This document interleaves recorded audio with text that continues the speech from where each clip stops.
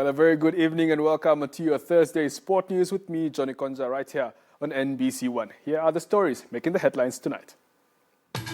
Legacy fight held in honor of late President Geingob next month.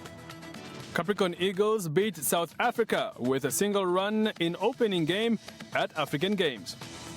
That and more coming up. Keep watching.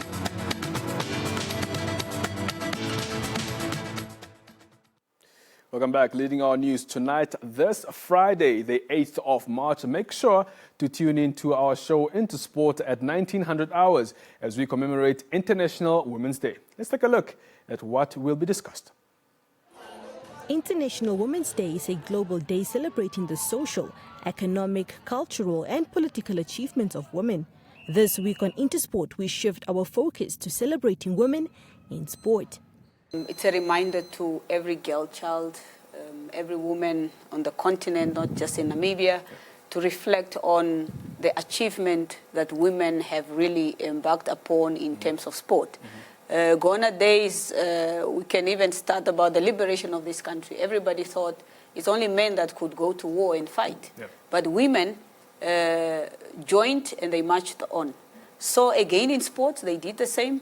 Everything in Namibia was masculine. Everything in the world was masculine, especially Olympic Games that strive now to bring the balance between equal participant of men and women. So it brings about not only on the pitch, but as well as key decision making. Right now, yes, I think we're in a good space.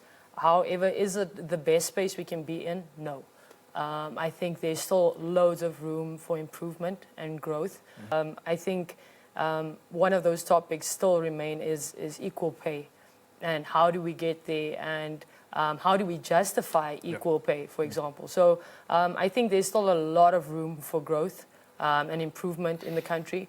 But seeing or looking where we are right now, I think it's a good space to be in as long as it moves up. I think the difference between the boy child and the girl child is really just the mindset.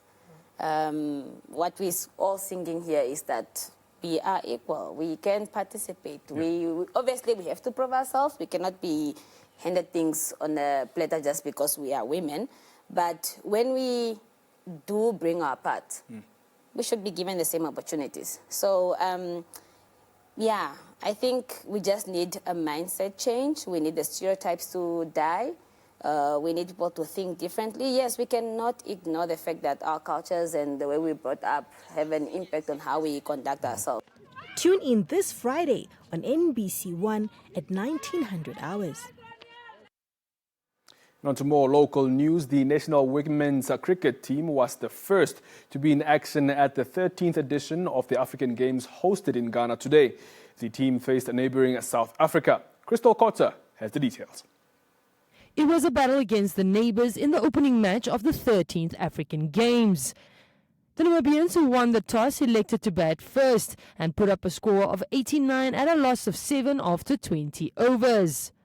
After the first innings, the field was covered due to rainfall in the area. This led to the second innings being reduced to just 10 overs, with South Africa chasing a total of 52 runs. After 3.1 overs, the Namibians managed to limit South Africa to just 11 runs with a loss of 4. The Eagles managed to keep the momentum going, with South Africa fighting hard.